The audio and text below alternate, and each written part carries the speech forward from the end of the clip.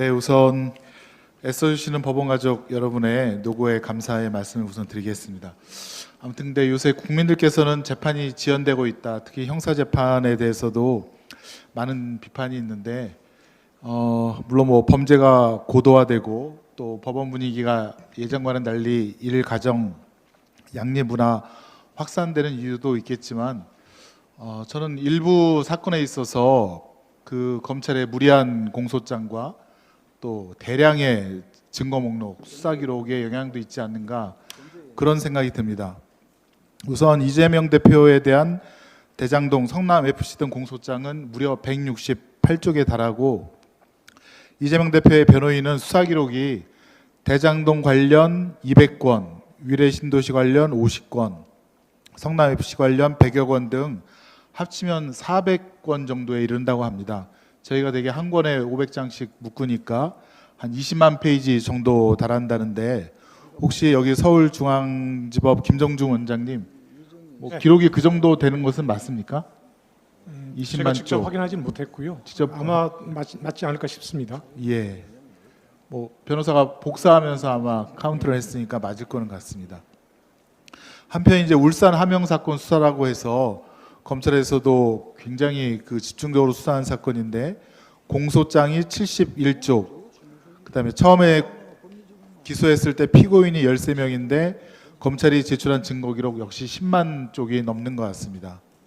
한편 그 피고인 중 한 명인 모 피고인에 대한 공소장은 본인과 관련된 범죄 사실이 서너 쪽인데 수사 기록, 증거 기록이 5만 페이지라고 합니다.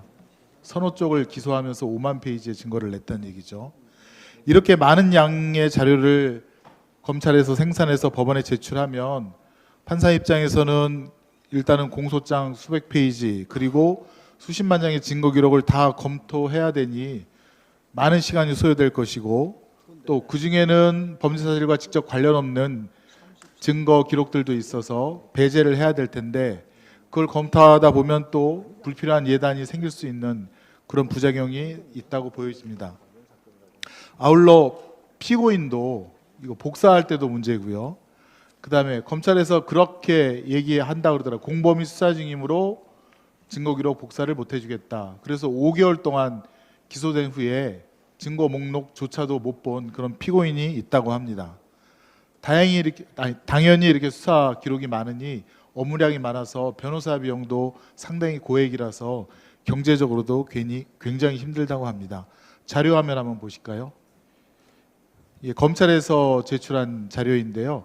검사 증언을 국회에 요구하면서 우리가 예전보다 이만큼 기록이 두꺼워졌다라고 하는 통계 자료입니다. 보시면 검찰 자체에서 생산한 기록이 2014년 2,500만 쪽에서 2020년 3,600만 쪽으로 또 건당 검찰 생산 기록 쪽수도 2014년 13.7쪽에서 2022년 21년 26.3쪽으로 2배가량 증가했습니다. 여기 계신 법원장님 또 수석부장님 다들 체감하실 겁니다. 기록이 예전보다 상당히 많이 두꺼워졌다. 혹시 중앙지방법원장님 형사 수사 기록 20만 쪽 재판해 보신 적 있습니까? 저는 해본 적 없습니다. 그 캐비넷에 10,000쪽 정도가 들어갈까요? 저는 5,000 쪽도 못 들어갈 것 같은데 20만 쪽을 어디에다 보관하죠? 캐비넷에 보관해야 할 텐데 지금 네. 말씀대로 캐비넷 하나에 다 보관이 안 돼서 여러 20만 곳에, 쪽이면 네. 방 하나에도 안 될 텐데요. 판사실 방 안에 20만 쪽이 다 들어가지도 못할 것 같습니다. 그거 한번 보관을 어떻게 했는지 확인해 주셔서 저녁 전에 한번 저희 보고를 좀 해주시기 바랍니다. 근데 이 점에 대해서는 법원의 잘못도 좀 있지 않는가 그런 생각이 듭니다. 자료 화면 보실까요? 검찰이 이 많은 자료를 어디서 생산했을까? 압수수색 영장 아니겠습니까? 보시죠. 2011년 95,000 건이었는데 지금 2022년 36만 건의 압수수색 영장이 발부됐습니다. 2022년 9월 기준으로 해서 보실까요? 작년에 26만 8천 건이었는데 올해 9월까지 30만 8천 건입니다. 4만 건이 더 늘어났습니다. 이재명 대표에 대해서만 한정해서 볼까요? 이재명 대표 측 관련된 사람들이 727일간 376회의 압수수색이 이루어졌습니다. 너무한 거 아닙니까? 한편 이재명 대표뿐만 아니라 소상공인에 대해서도 무슨 법인카드 뭐 잘못 사용됐다는 이유로 129곳을 검찰이 압수수색을 했다고 합니다. 가서 그냥 전표기 한두 장만 갖고 오면 되는 거를 그걸 이미 제출 형식으로 하라고 법원에서 명령할 수는 없습니까? 검찰 수사관들이 거기 다 가서 일반 시민들, 장사하는 사람들 그 한두 장 받아오려고 전표요. 그렇게 압수수색 영장 발부해 줘야 되겠습니까? 다음으로 압수수색 영장의 포괄성에 대해서도 말씀드리겠습니다. 자료화면 보시죠.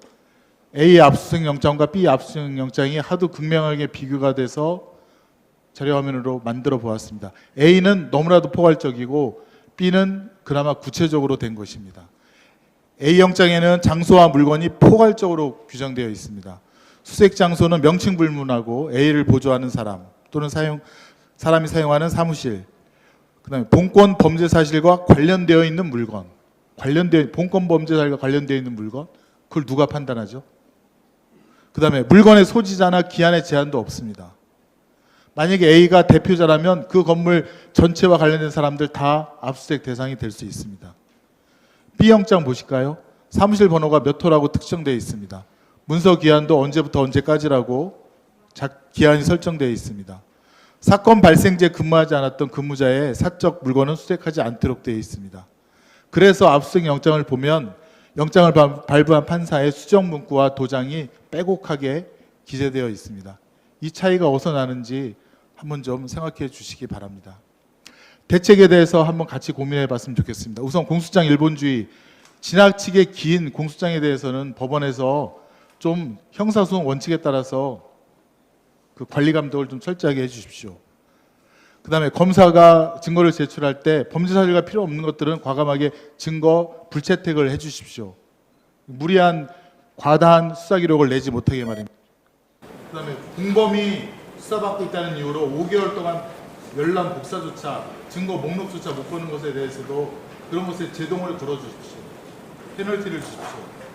형사 소송을 소송 법칙을 지키면서 형사 재판, 특히 정치적이거나 국민적 관심이 많은 재판이 이루어질 수 있도록 사법부 구성원께서 강단 있게 꼿꼿하게 법과 원칙을 지켜주시면서 재판해 주시면 감사하겠습니다.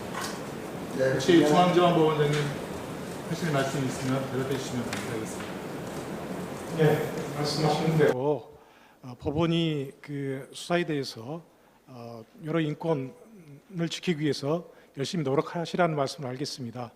영장 전담 법관들 그리고 형사 담당 법관들과 지금 말씀하신 내용들에 대해서 한번 간담회든 실무 연기를 통해서 논의도 해보고 고민해 보겠습니다.